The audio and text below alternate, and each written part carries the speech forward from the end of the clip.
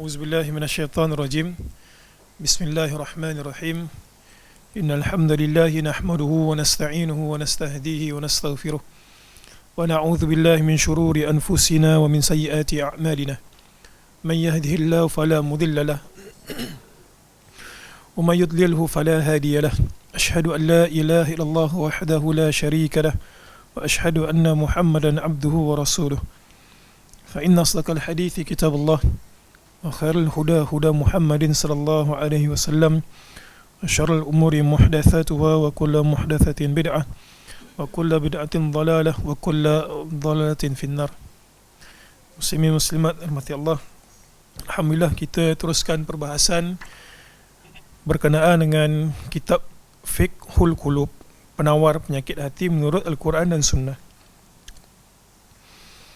Dan kita masih lagi berada pada bab yang kedua.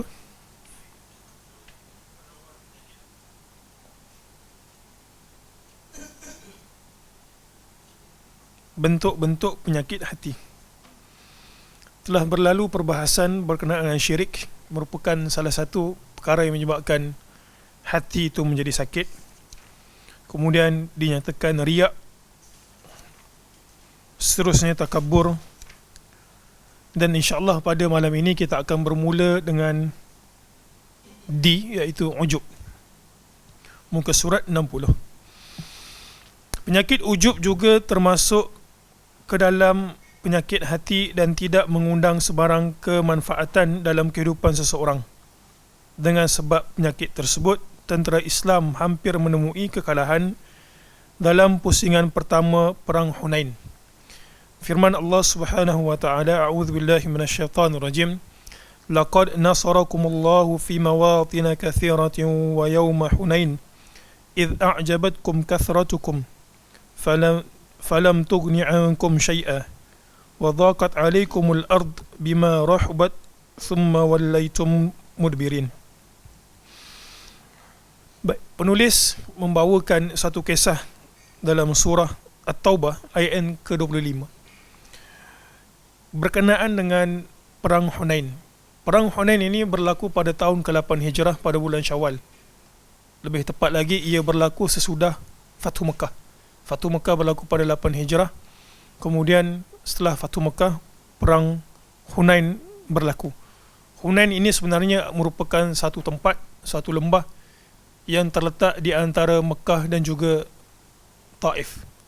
Mekah dan juga Taif ada satu lembah yang disebut sebagai Hunain. Di situ perang ini berlaku. Okey. Perang ini seperti mana yang kita maklum, Fathu Mekah, Nabi SAW bawa tentera lebih kurang 10,000 orang. 10,000 orang untuk membuka kota Mekah, mengisytiharkan kota tersebut di bawah kerajaan Islam dan saki-baki syirik itu dikeluarkan. Jadi kita tahu 10,000 tentera plus orang yang baru masuk Islam, maka ahli sejarah menyebutkan jumlah tentera lebih kurang 12,000. Okey, jumlah tentera lebih kurang 12,000. Dan yang Nabi SAW perangi dalam perang Hunain ini adalah suku Hawazin. Sampai berita ke Nabi SAW bahawa mereka ingin menyerang tentera kaum muslimin. Dan kalau nak diikutkan nisbah, tentera mereka lebih kurang 4,000 lawan dengan 12,000. Jadi antara sebab nuzul ayat ini, ada satu orang lelaki dalam perjalanan perang itu tengok tentera begitu ramai, 12,000 nak lawan 4,000. Cuma yang 4,000 ini, mereka kita sebut apa dah, berani mati kot. Mereka bukan sekadar keluar, yang lelaki itu keluar, tetapi yang turut serta adalah isteri, anak pinak beserta dengan binatang ternakan sekali mereka bawa. Nak bagi tahu kalau kalah memang kalah total loss. Jadi mereka punya semangat tu berkobar-kobar. Sampailah satu tempat, ada satu orang lelaki berkata, dia kata apa? Lan naglibal yaum min qillah. Lan naglibal yaum min qillah. Sebab selama ini kalau kita perhatikan perang Badar, perang Ahzab, kesemua sekali itu tentera kaum muslimin tidak melebihi daripada tentera kaum musyrik. Jadi bilangan mereka terlalu ramai, lelaki ni kata lan nagliba min qillah. Dia kata kami hari ini sekali-kali tidak akan kalah. Lan, dia guna perkataan lan dalam bahasa Arab merujuk kepada sekali-kali tidak. Naghlib, kami akan kalah disebabkan kami ini mempunyai bilangan yang sedikit. Jadi kat sini timbul ujub dekat tentera kaum muslimin. Timbul ujub, rasa takjub bahawa kami ini lebih hebat daripada kaum musyrik. Akhirnya takdir Allah Subhanahu wa taala apa berlaku? Tentera kaum muslimin ketika bertembung dengan tentera kaum Hawazin ini, suku Hawazin ini, mereka bertembaran lari. Cuba bayang tengok 12,000 lawan lebih kurang 4,000, yang selama ni kaum muslimin tenteranya kurang nak banding dengan pihak lawan, ini pula lebih. 12,000 tu berapa kali lipat tu? 3 kali lipat kan? 3 kali lipat kalah. Bukanlah kalah atau telos, tapi peringkat awal itu disebabkan tengok mereka punya semangat.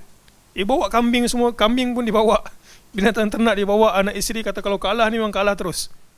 Jadi pada ketika itu kaum muslimin punya tentera bertempiatan lari. Berlakulah apa yang berlaku, dan pengajarannya Allah Subhanahu wa taala nukilkan dalam ayat ini. Allah Taala kata apa?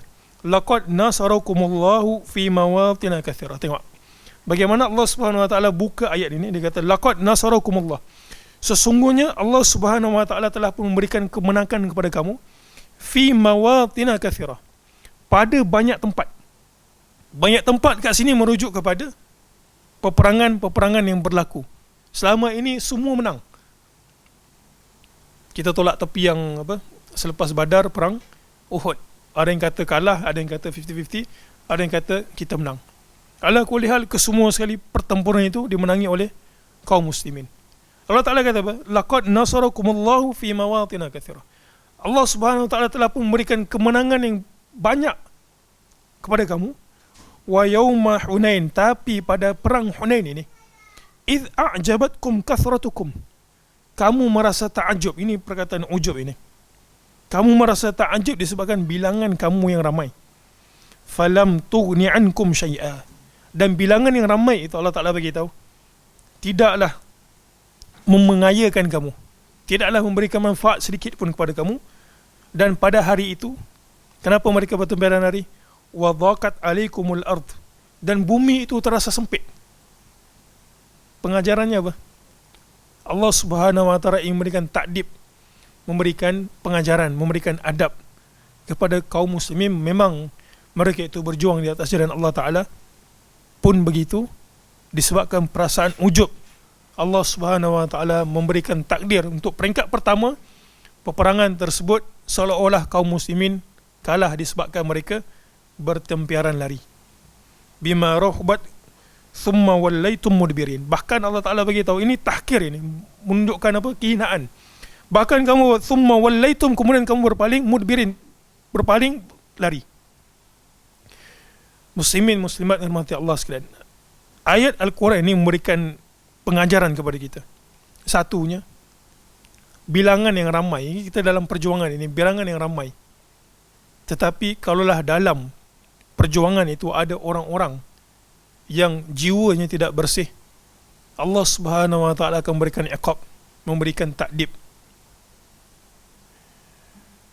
Jadi kebergantungan kita dalam perjuangan, kalau dalam ayat Al-Quran ini dalam perjuangan, kalau lebih skop yang lebih luas adalah dalam kehidupan kita, kita sekali-kali jangan merasa ujub. Apa maksud ujub? Ujub adalah merasakan diri itu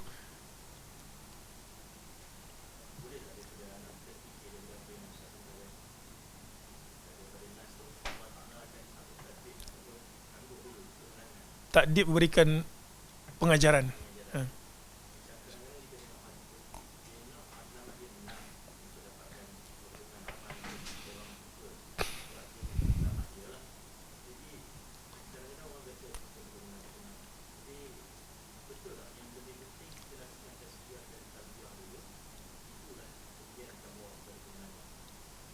Iya. Sebenarnya penghujung kepada dakwah ini, seperti mana yang banyak asatidzah bagi tahu, dia tidaklah semestinya berakhir dengan kemenangan. Tidak semestinya berakhir dengan dakwah kita itu diterima. Tapi bila kita baca nas-nas hadis terutamanya, kita tahu bahawa akhirnya agama ini akan menang. Tetapi untuk situasi kita itu, dalam keadaan kita itu, kita dakwah ke orang, tidak semestinya kita beroleh kemenangan. Bahkan walaupun ada yang tak setuju dengan Said Ramadan Al-Buti, saya pernah hadir dia punya muhadharah dekat Masjid Shah Alam.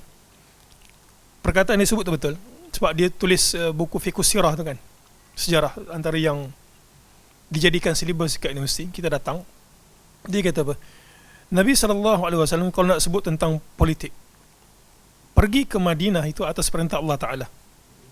Dan mereka sebenarnya asalnya bukan menginginkan jawatan politik, tetapi disebabkan perjuangan mereka itu, ikhlas mereka itu, akhirnya dakwah itu Allah Ta'ala berikan mereka hadiah. Hadiahnya apa? Berupa kemenangan dalam bentuk politik. Jadi tidak semestinya dakwah ini berakhir dengan kemenangan. Jadi apa tujuan kita dakwah? Tujuan kita dakwah disebabkan kita dekat muka bumi ini kita ada dua tugas. Apa tugas kita dekat muka bumi ini? Ada dua saja. Satu, sebagai ibadallah, sebagai hamba Allah Ta'ala. Jadi kita buatlah tugas kita yang fardu ain ataupun kifayah. Yang kedua adalah sebagai khalifatullah, sebagai makhluk yang Allah Ta'ala berikan tanggungjawab untuk memakmurkan bumi dalam urusan dunia. Jadi kita ada dua. Satu sebagai hamba Allah Ta'ala, itu lebih dahulukan. Kemudian untuk memakmurkan muka bumi Allah Ta'ala. Tidak semestinya kita ini akan berakhir dengan kemenangan. Jadi kita dakwah ini untuk apa? Satu, tanggungjawab kita seperti mana kita sebutkan tadi. Ada dua, itu tanggungjawab kita. Yang keduanya adalah untuk beroleh pahala. Wallahu a'lam. Betul, kita dahulukan tasfiyah dan juga tarbiyah terlebih dahulu. Tapi dalam masa yang sama, kita banyak kali juga sebut, manusia itu sekali-kali tidak akan dapat tarbiyah, tasfiyah 100%. Dia kena sentiasa mentazkiyahkan dirinya. Kita boleh tersalah, muslim-muslimat, dan kita sering kali salah. Kesalahan kita itu tidaklah menyebabkan kita tidak pergi berdakwah. Kalaulah nak komplitkan 100% bersih, dan saya juga tak akan bercakap kat depan ni. Tak ada asatidzah yang berada dekat depan untuk menyampaikan risalah ini. Ya Allahu a'lam.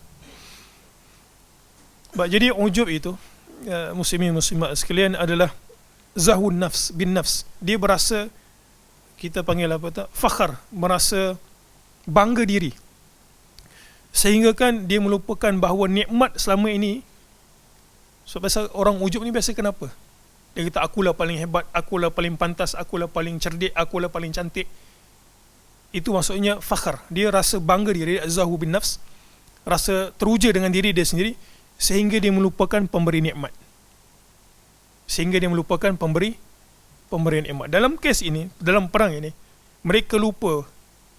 Mereka kata kami banyak, dan mereka lupa pemberi nikmat, pemberi kemenangan itu adalah Allah Subhanahu Wa Taala. Jadi ujub ini satu benda yang merosakkan hati. Ujub ini satu benda yang merosakkan hati. Baik, riya dan ujub sebenarnya menunjukkan seseorang mengutamakan amalannya dilihat oleh orang lain berbanding kalau ia dilihat oleh Allah Subhanahu Wa Taala dan dinilai olehnya. Nabi SAW bersabda dalam hadis yang diriwayatkan daripada Anas radhiyallahu an. Katanya apa? Thalathun muhlikatun. Baik, dalam hadis ini, muslimin muslimat sekalian, Nabi SAW bagi tahu 3 perkara yang menyebabkan kita itu akan binasa. Dunia kita binasa, akhirat apatah lagi. Dan 3 perkara yang menyebabkan manusia itu boleh berjaya dekat dunia, dan ia membawa kepada akhiratnya itu dia berjaya. Baik, cuba kita perhatikan satu-satu. Jadi ini kita baca bukan sekadar kita renung, tapi kita cubalah, kalaulah benda ini ada pada diri kita, kita cuba ubah. Baik, satu, apa dia? Syuhun muta'. Apa dia syuh? Syuh ini maksudnya adalah bakhil. Apa beza bakhil dengan syuh? Kita pernah sebutkan kat sini. Bakhil ini dia kedekut. Kalau syuh, kedekutnya itu perkara yang patut dia belanjakan, dia tak belanjakan. Kalau bakhil, dia kedekut, tapi still benda yang dia patut infak, dia infak. Cuma dia tak lebih. Dia kata, ini cukup lah, jangan ni. Tapi kalau syuh, sebagian para ulama sebut benda yang dia patut tanggung ataupun dia berikan infak, dia tak buat. Satu, syuhun muta', kedekut yang dituruti. Yang kedua, wa hawan muttaba', hawan muttaba', hawa nafsu yang dituruti. Dan yang ketiga adalah i'jabul mar'i bi nafsi. Yang ketiga adalah suatu orang berasa takjub akan diri dia. Muslimin muslimat rahmati Allah sekalian, bila kita lihat yang tiga-tiga ini, apa persamaannya? Persamaannya adalah bila ia terlalu, katalah kedekut, hawa nafsu ini dituruti, bila terlalu berlebihan, nanti kita akan masuk tentang hawa nafsu manusia ni. Ada benda yang syariat kata kalau kau buat, kau dapat pahala, sebab dia merupakan tabiat manusia. Tapi kat sini merujuk kepada hawa nafsu yang jelek, yang buruk, bahkan yang haram. Persamaannya apa ketiga-tiga ini? Ia merupakan satu benda yang menyebabkan manusia itu berpaling daripada perintah Allah Taala. Dia akan menyebabkan manusia itu berpaling daripada perintah Allah Taala. Yang sepatutnya di zakat, dia syuh, dia tak keluarkan zakat. Yang sepatutnya hawa nafsunya itu dikekang, jangan buat perintah Allah, jangan buat satu perkara yang Allah Taala larang, dia pergi buat. Dan juga i'jabul mar'i bi nafsihi, dia rasa takjub. Menyebabkan apa? Dia berpaling, bergantung kepada Allah Ta'ala, kepada diri dia sendiri. Jadi inilah persamaan yang menyebabkan manusia itu boleh binasa dekat muka bumi ini, membawa kepada akhirat dia. Wa thalathun munjiyat, dan tiga perkara yang menyebabkan manusia itu berjaya dalam kehidupan ni. Hadis ni bagus ni, kalau letak dekat rumah ni, gantung. Jadi daripada gantung gambar bernyawa, gambar benda-benda merepek, gantunglah hadis ini. Menjadi apa, motor keluarga kan, boleh juga motor keluarga. Thalathun munjiyat, tiga perkara yang menyebabkan manusia itu berjaya. Nak sukses kat dunia ni, ini. Satu, khasyatullahi fis sirri wal alaniyah, takut kepada Allah Subhanahu wa taala fis sir, ketika mana kita itu bersendirian, dalam keadaan orang lain tak nampak. Wal alaniyah, dan juga ketika orang melihat kita. Yang kedua, bila kita kata jangan kedekut, bukanlah bermakna kita kena hambur harta kita sampai kata tak apa, infak, dia tak ambil asbab untuk duit dia itu bertambah ataupun harta dia bertambah, kemudian dia kata tawakal. Habis bulan, kata tak jadi pun sedekah ni, salah sendiri. Nabi SAW beritahu apa? Wal qasd fil ghina wal faqr, dan bersederhana ketika mana engkau kaya, dan juga ketika engkau miskin. Macam mana bersederhana ketika kaya? Kaya jangan sampai boros, berlebihan.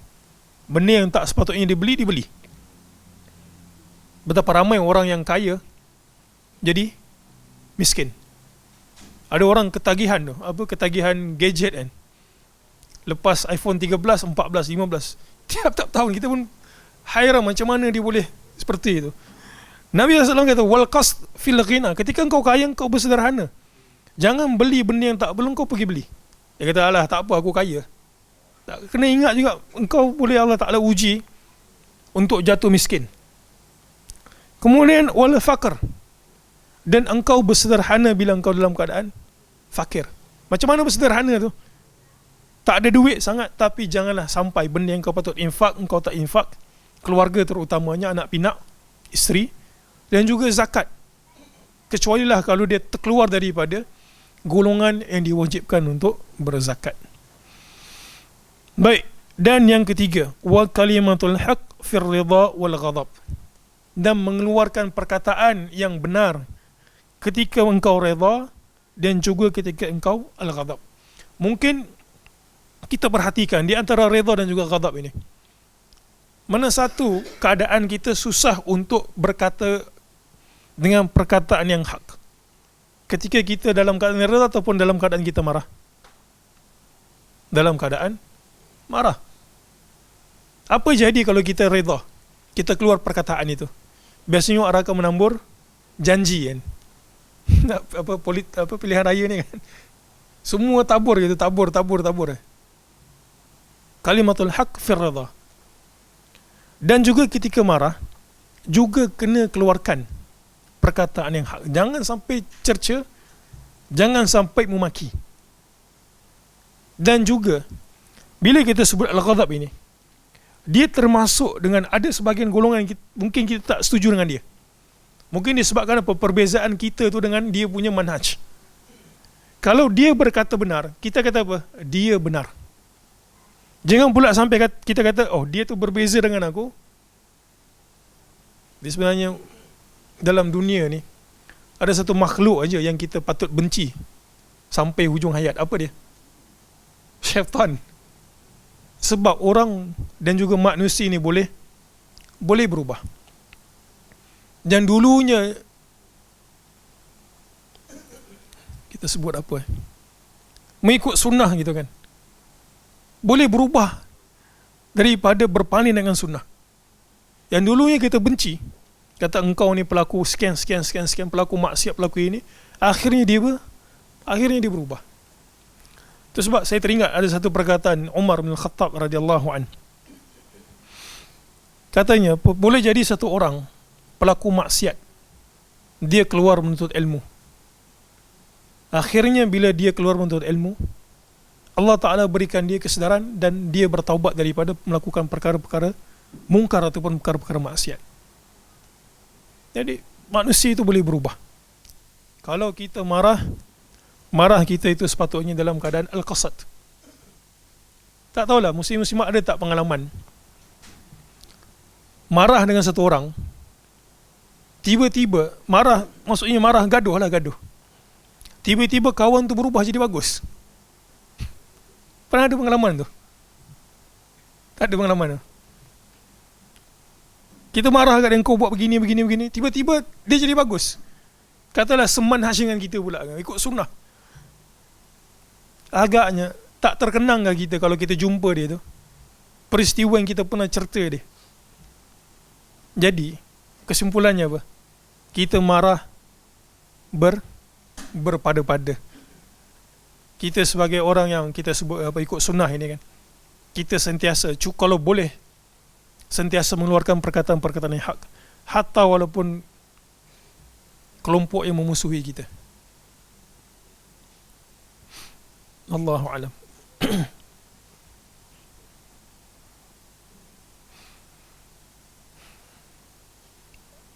Sebab biasanya isu berkaitan dengan pegangan ini akan menyebabkan manusia bergaduh. Bukan tidak. Saya rasa dekat Baitul Salam ni tak adalah orang tak mengenal Al-Bukhari. Ada sini yang tak terima Al-Bukhari. Ada sini yang tak terima Al-Bukhari. Semua terima kot Al-Bukhari bila kita kata hadis riwayat Bukhari dan juga hadis riwayat Muslim. Tetapi tahukah kita, di sepanjang sejarah ada yang tidak menerima periwayatan Bukhari. Siapa dia? Abu Hatim Ar-Razi dan juga Abu Zur'ah Ar-Razi. Ada tak yang pernah cerita tu, kisah tu kat sini? Bukhari tak terima. Kalau saya tak terima Bukhari memang kena kritik lah kan. Tapi ini tokoh juga. Abu Hatim Ar-Razi, tokoh jarh wa ta'dil. Kenapa agak-agak dua orang ni tak terima periwayatan Bukhari? Dia ada satu buku yang ditulis oleh Abdul Fattah Buruddah. Tajuk buku tu Mas'alatu Khalqil Quran wa atharuha fi sufufir ruwati wal muhaddithin wa kutubil jarh wa ta'dil. Masalah mihnah Al-Quran. Mihnah Al-Quran yang ada peristiwa tu. Peristiwa yang menimpa umat Islam. Peristiwa fitnah mereka mengatakan Al-Quran merupakan makhluk pada zaman Ma'mun, Mu'tasim, kemudian Wathiq.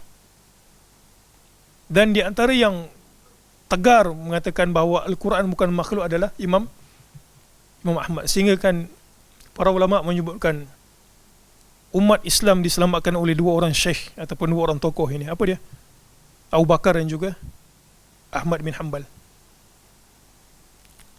Jadi di antara yang terpalit ataupun mungkin dituduh adalah Al-Bukhari. Ketika orang bertanya kepada dia, ini nak bagi tahu nak isu apa? Perbezaan. Jadi, boleh tengok buku tu Abdul Fattah Bukhuddah. Ketika Al-Bukhari ditanya, dia kata, apakah stand engkau terhadap Al-Quran, apakah ia makhluk ataupun tidak? Apa agak-agak jawapan Al-Bukhari? Sampaikan Abu Hatim dan juga Abu Zur'ah tak terima. Dia kata, Al-Quran kalam Allah.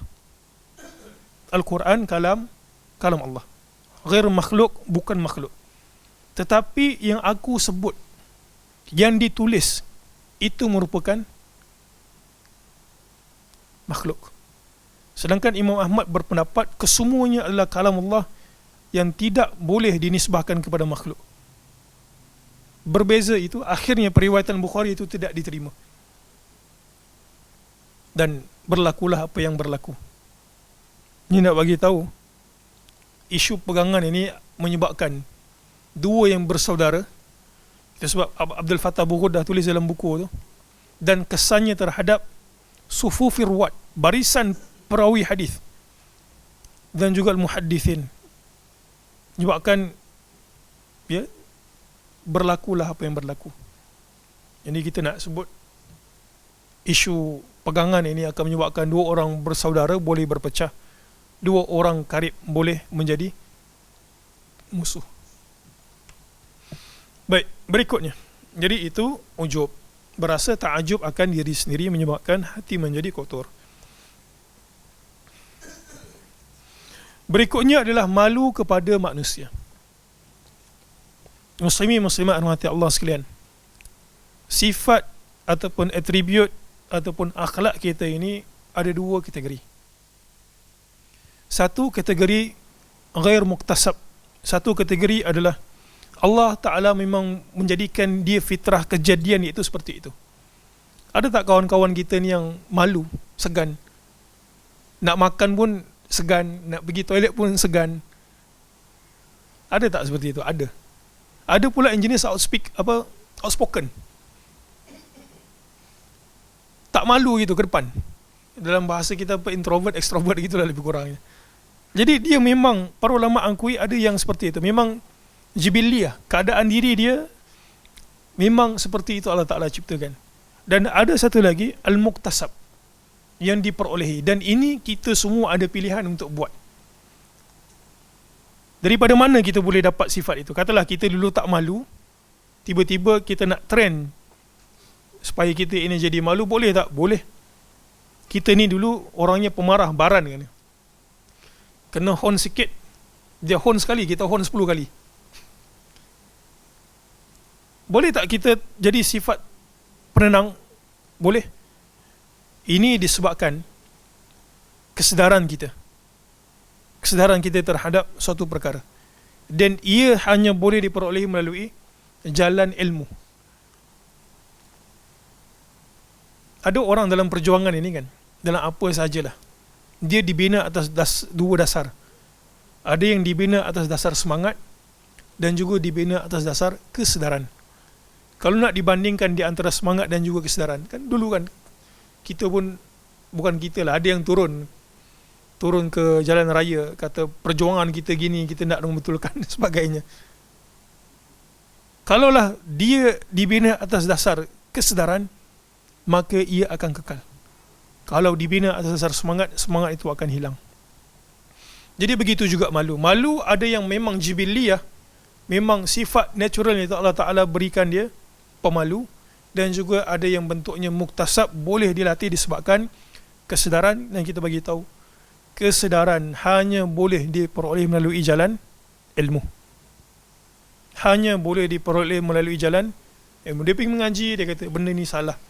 Dia pergi mengaji, dia kata ustaz tadi bagi tahu ada hadis begini, kita hendaklah buat sekian-sekian, jangan buat sekian-sekian. Dia latih lama-lama dia mendarah daging. Baik, malu kepada manusia itu satulah. Dari sudut boleh dilatih ataupun secara semula jadi. Malu ini kita akan bacakan hadis ni. Al-haya'u la ya'ti illa bi khair. Malu berdasarkan hadis itu pada muka surat 62. Al-haya'u la ya'ti illa bi khair. Malu tidak datang melainkan dengan kebaikan. Macam mana kita nak faham? Malu, okay, malu dia dalam bab dunia dan juga dalam bab akhirat. Kalau malu dalam bab dunia, dia termasuk dalam hadis ini. Al-haya'u la ya'ti illa bi khairin. Bahkan dalam hadis riwayat Bukhari, Nabi SAW pernah lalu dekat orang Ansar. Dua orang Ansar. Satu orang lelaki bagi tahu kat kawan yang kau ni malu lah. Kau ni malu sangat. Kau ni tak akan ke depan sangat. Kalau kau malu. Sampai bila nak malu? Nak cari pasangan pun malu gitu kan. Sampai aku yang kena cari kan. Ni ada yang nak nikah ni kan. Masya Allah. Sampai aku yang kena cari. Akhirnya Nabi SAW bukan memihak kepada yang beri ingat tu. Nabi kata apa? Da'hu. Biarkan dia. Dia memang sifatnya pemalu macam gitu. Sebut sikit merah muka, suruh apa, ada orang macam itu kan. Sebut merah muka dia apa, blushing. Ada orang muka tembok tebal gitu, tak malu. Apa bahasa kita selamba badak ya. Kita pun tak tahu kenapa badak je. Ada orang kata sebab badak tu bila dia berkubang, kan badan dia kotor gitu kan, berkubang dengan tanah tu, dia naik darat tu dia selamba je. Dia tak kisah penampilan diri tu. Muka dia, pattern muka dia tu sama. Agaknya itu loh kok kita panggil apa, selamba badak ya. Selamba badak. Nabi kata kat di kawan tu, da'hu, biarkan dia. Kemudian Nabi kata apa? Fa innal haya'a minal iman. Sesungguhnya malu itu sebahagian daripada iman. Dan hadis ini, al haya'u la ya'ti illa bi khair. Malu tidak datang melainkan dengan kebaikan. Macam mana kita nak faham? Sedangkan penulis bagi tahu kat sini, muka surat 61 dia kata apa? Malu untuk melakukan ibadah dan amalan ketaatan kerana umur sudah tua. Begitu juga dengan malu untuk beramal adalah malu yang tidak kena pada tempatnya. Dan dia akan merosakkan satu orang itu untuk berjalan ataupun melalui islahun nafs, mengelokkan diri dia. Ini kerana malu sebenarnya menggalakkan seseorang melakukan kebaikan dan menjauhi kejahatan, sebagaimana iman mendorong seseorang untuk melakukan amalan ketaatan dan meninggalkan amalan kemaksiatan. Jadi macam mana kita nak tawafuk ini, nak selarikan tentang kalam. Ada malu orang tua yang kata, marilah kita pergi ke masjid, marilah tutup aurat. Dia kata, aku malu lah. Aku malu dengan budak-budak muda kan. Mereka muda, aku dah tua bangkak gitu, baru nak berubah. Jadi malu seperti itu dicela. Jadi macam mana kita nak faham ni? Al-haya'u la ya'ti illa bi khair. Seperti mana yang saya sebutkan tadi. Malu dalam bab dunia ini, inilah yang Nabi SAW maksudkan. Yang laki tadi tu malu gitu. Nabi kata, da'hu fa innal haya'a minal iman. Biarkan dia, sesungguhnya malu itu sebahagian daripada iman. Tapi dalam bab akhirat, ia sebahagiannya tercela. Kita tahu hadis Anas. Ketika Anas menceritakan satu hari ada satu orang perempuan bangkit. Semua tahu kan kisah tu kan? Ni laju je kalau bab ni. Satu orang perempuan bangkit, dia kata, wahai Rasul, aku nak bernikah dengan engkau.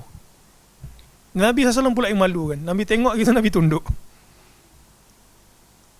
Malu itu, anak perempuan Anas kata, alangkah buruknya perempuan itu punya perangai. Anas kata apa? Sesungguhnya dia itu lebih baik daripada engkau. Kerana apa? Menginginkan kebaikan. Ada wanita Ansar bertanya dengan Nabi SAW tentang air mani bagi wanita. Perkataan wanita Ansar dalam hadis Bukhari itu, dia kata apa? Fa innallaha la yastahyi minal haqq. Sesungguhnya Allah Subhanahu wa ta'ala tidak malu akan sesuatu kebenaran sedikit pun. Jadi dalam bab akhirat ini, kalau kita tidak bertanya dalam bab menuntut ilmu, itu satu benda yang tercela. Untuk kita berubah, kita malu untuk berubah, maka itu satu benda yang tercela. Tapi dalam bab dunia, dia terpakai macam lelaki ini, da'hu fa innal haya'a minal iman. Sebab muslimin muslimat sekalian, kalau orang malu ini, kenapa dia sebahagian daripada iman?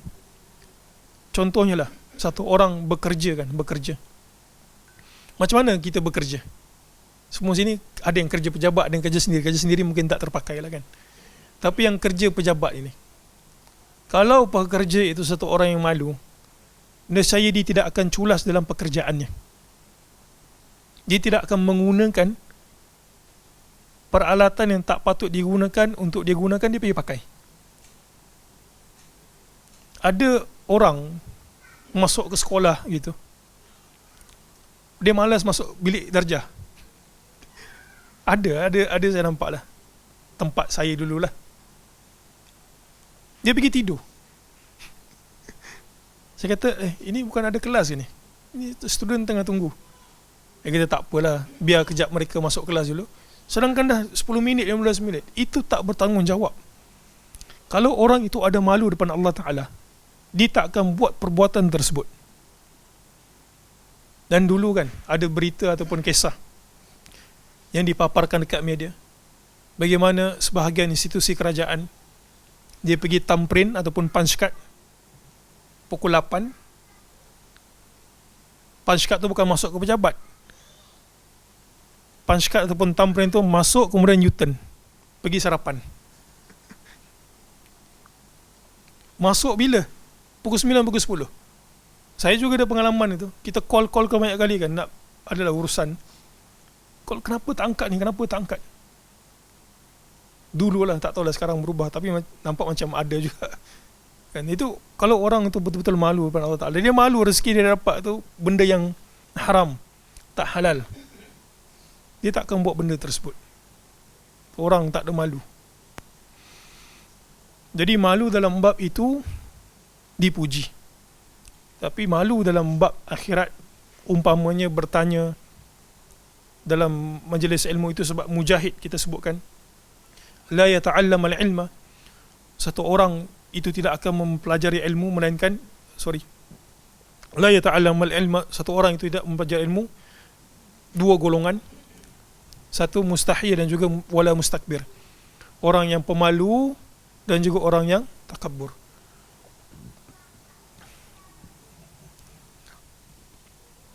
Baik, ini ada satu hadis, ini menarik juga untuk dibaca. Rasul sallallahu alaihi wasallam bersabda dalam sebuah hadis yang diriwayatkan dengan sanad yang sahih menerusi Abu Sa'id Al-Khudri. Ini malu yang tercela. La yahkiranna ahadukum nafsah. Qalu wa kaifa yahkiru nafsah?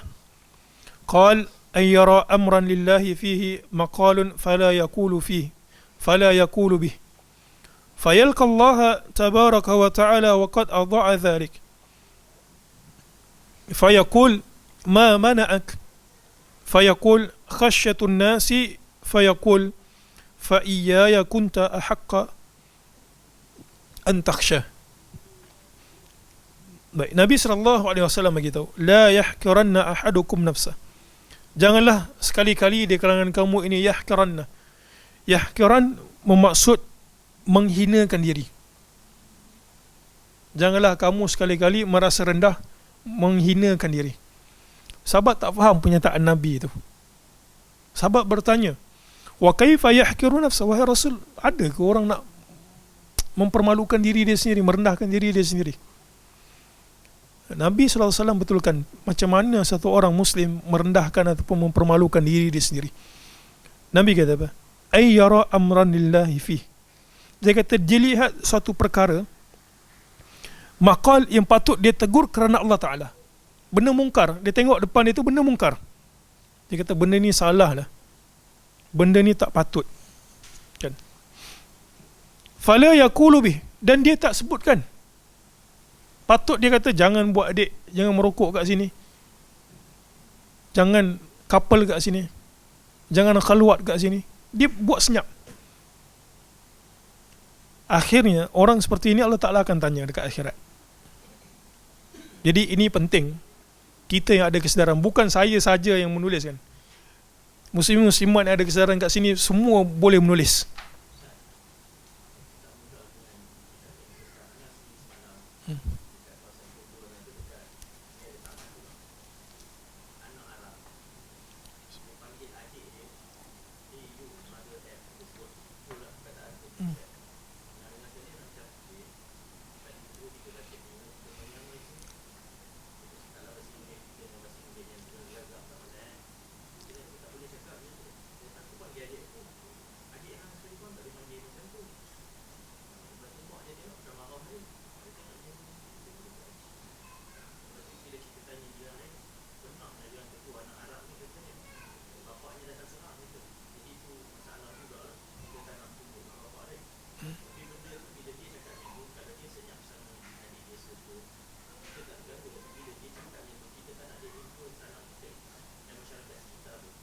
Sepatutnya bapak dia tu ditegur sekali. Sepatutnya bapak dia tu ditegur sekali. Sebab kalau kita tak buat seperti itu, nescaya anak kita yang dengar pun akan ikut sekali. Kita tak cakap kat rumah, tapi dia belajar daripada kawan dia. Jadi mudah-mudahan benda itu terangkat tanggungjawab untuk kita tegur depan Allah Ta'ala. Sekarang ni manusia, bagaimana manusia sekarang ni ingin mengangkat diri mereka. Sekarang ni kan nak up diri kan. Manusia zaman sekarang ni kebanyakannya, bukan kebanyakan, adalah ingin mengangkat diri dengan menjatuhkan maruah diri. Manusia mengangkat diri dia, up diri dia dengan cara menjatuhkan maruah diri dia sendiri. Jadi itu kita tak nak. Ada orang pergi menari lah, pergi tarik apa pelanggan, menari kat depan tu berjoget, subhanallah. Benda tu mungkar sebenarnya, mungkar. Daripada guru pergi menari juga dalam kelas. Ini bukan bab mengumpat, ni semua orang tengok pun. Guru sampaikan keluar kenyataan, guru dilarang main TikTok dalam kelas. Itu kita nak jadi TikTok. Kalau TikTok pengajaran tu tak apa, orang pun tak marah. TikTok kata ini tambah gini, buat begini, tak ada masalah pun. Tapi TikTok yang mempermalukan diri sendiri. Itu sebab kita katakan ada sebagian orang menaikkan diri dengan cara menjatuhkan maruah diri dia. Dia malu, sebenarnya itu tak ada malu. Baik, orang seperti ini Allah Ta'ala kata apa? Fayalqallaha tabaraka wa ta'ala wa qad adha'a dhalik. Dalam keadaan dia menyanyiakan benda tersebut, fayaqul ma mana'ak. Allah Ta'ala tanya kita, saya dan juga muslim-muslimat. Kalau nak berharap kepada kita yang menulis, kita juga ada keterbatasan. Masing-masing kita ada keterbatasan, saya dan juga semua yang mendengar lah. Jadi kita yang hadir ke majlis ilmu, bukan susah pun kadang, adik jangan cakap mencarut, cukup lah. Dia pun tak faham hadis riwayat Bukhari, hadis riwayat Muslim, dia pun jadi pening gitu. Adik jangan mencarut. Adik, kakak kalau nak masuk dalam kelas janganlah menari. Tengok anak murid tak senonoh lah tengok gitu. Ada orang, sebab apa orang menari gitu? Dia nak orang tengok dia cantik kot. Kenapa tu bunyi siren tu? Bunyi siren. Baik, Allah Ta'ala panggil sudah, jangan disambung. Ma mana'ak. Banyak jugalah cikgu yang bagus kan. Jazahumullahu khairah. Bukanlah semua pergi menari TikTok, terutama sekali yang generasi muda lah.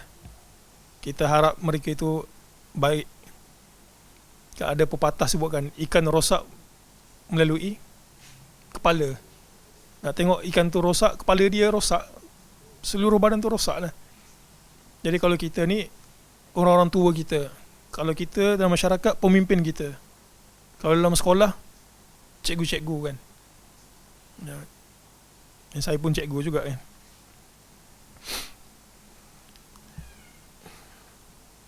Baik, orang ini Allah Ta'ala akan panggil, kenapa engkau tak tegur, kenapa engkau tak sebut? Dia kata apa? Khasyatun nas, kerana aku takut akan manusia. Malu. Fayaqul, Allah Ta'ala kata apa? Fa iyaya kunta ahaqqa an takhsha. Kepada akulah engkau sepatutnya lebih takut. Allahu a'lam.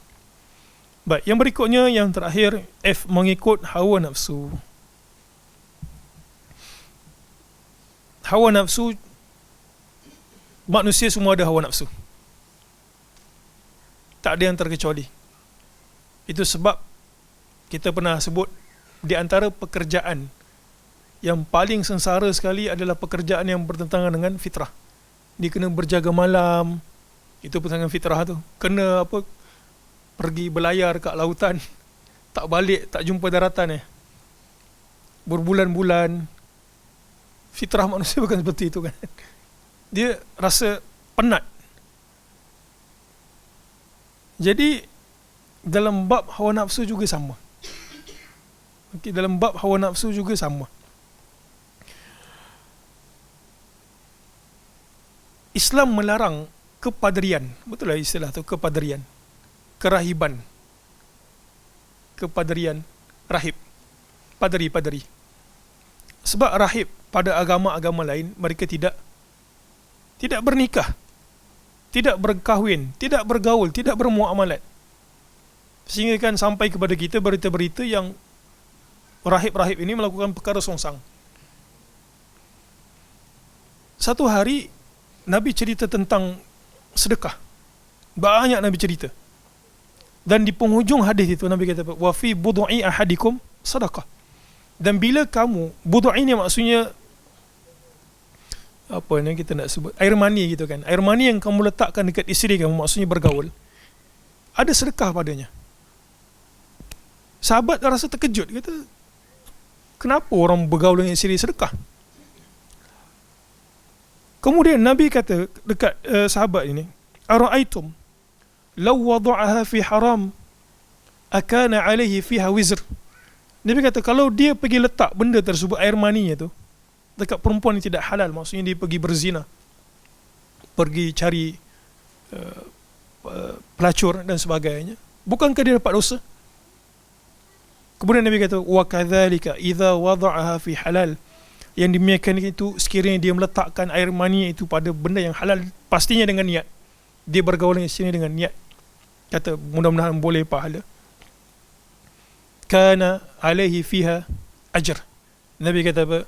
Dia dalam bab itu, dia melunaskan syahwatnya dalam perkara yang halal, maka dia mendapat pahala. Jadi kita sebenarnya dalam Islam ini, Islam mengajar bagaimana kita nak mengawal nafsu, dan juga bagaimana kita nak menchannelkan nafsu kita, mengarahkan nafsu kita kepada yang halal, jangan pergi kepada yang haram. Dan doa yang kita pernah sebutkan, Allahumma kfina bihalalik an haramik. Ya Allah, berikanlah kami kecukupan terhadap perkara yang halal daripada perkara-perkara yang diharamkan. Cukup yang halal. Kalau nak tambah lagi, tambah dengan cara yang halal. Ya, tambah dengan cara yang halal. Bukan tambah dengan cara yang haram.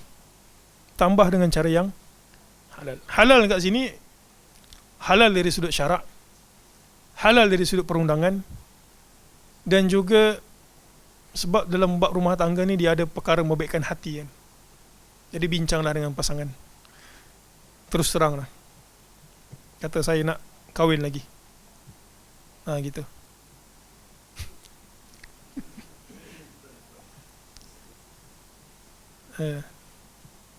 Dia ada banyak cara tu nak bagi tahu nak kahwin lagi. Di antaranya adalah melalui Facebook, status, tag pasangan dekat ceramah ustaz yang cerita pasal kebaikan poligami. Ya, itu cara-cara yang ala kuliah dalam bab tu dia buatlah yang bagus, sebab wanita juga ada perasaan. Wanita juga ada perasaan seperti mana lelaki juga ada perasaan. Dan kita juga ada saudari-saudari yang kita punya kaum kerabat. Kita ada mak, kita ada adik perempuan, kita ada kakak. Jadi buatlah yang mu'ashiruhunna bil ma'ruf, dan gaulilah mereka dengan cara yang ma'ruf.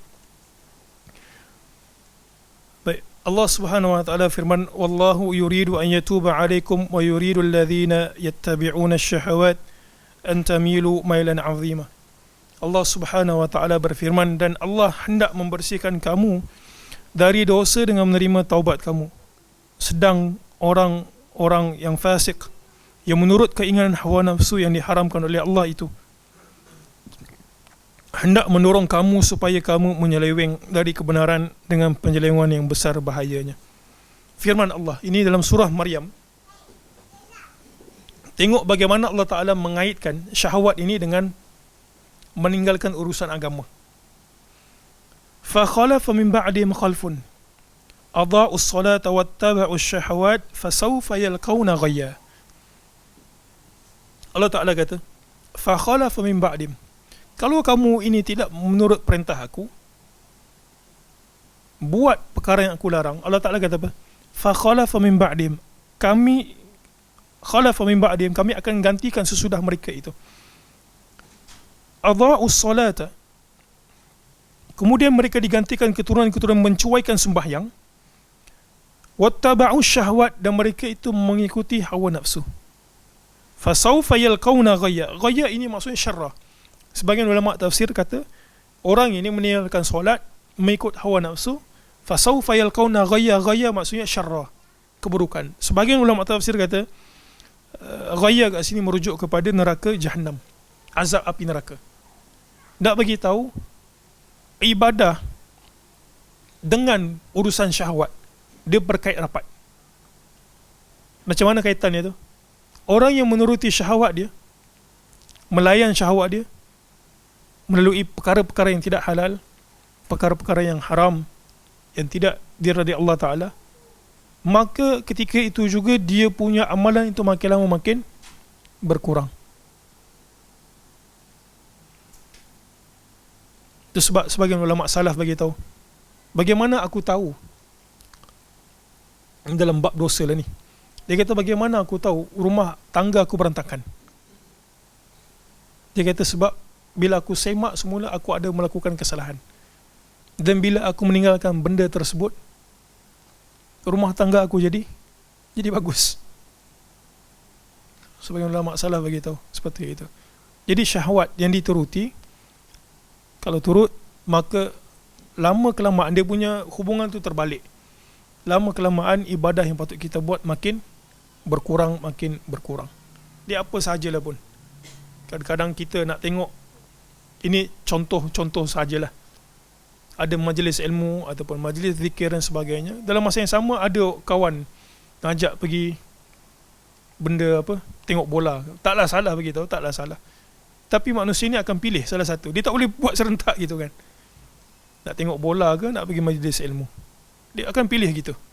Jadi hubungannya seperti itu. Syahwat, dia kalau pergi ke syahwat, maka makin lama kelamaan ibadah itu makin berkurangan. Dan orang yang pergi ke ibadah, lama kelamaan syahwatnya itu akan boleh dikawal. Dan kita tahu, banyak kali bagi tahu dalam majlis-majlis yang lain, manusia ini Allah Ta'ala uji dua perkara, syahwat dan juga syubhat. Syubhat dihilangkan melalui ilmu, pengetahuan, dan syahwat dihilangkan melalui ibadah. Kan ada puasa, ada solat dan sebagainya. Jadi wallahu alam, insya-Allah kita akan sambung pada sesi akan datang biiznillah. Subhanakallahumma bihamdik, asyhadu an la ilaha illa ant, astaghfiruka wa atubu ilaik. Assalamualaikum warahmatullahi wabarakatuh.